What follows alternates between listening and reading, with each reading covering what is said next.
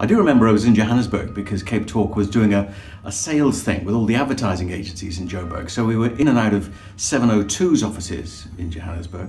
And we walked in after a day of being around at the advertising agencies, might have been lunchtime or beyond.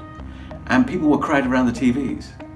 And it was a surreal experience because it was difficult to take what was on TV and turn it into real life. It was like they were watching a horror movie, to be honest.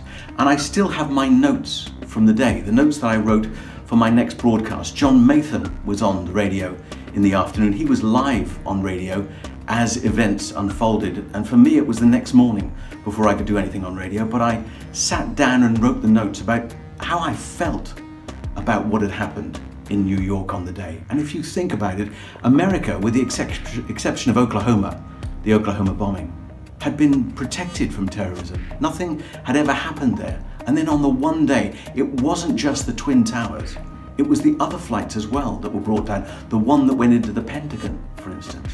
And one after another, these stories started to break.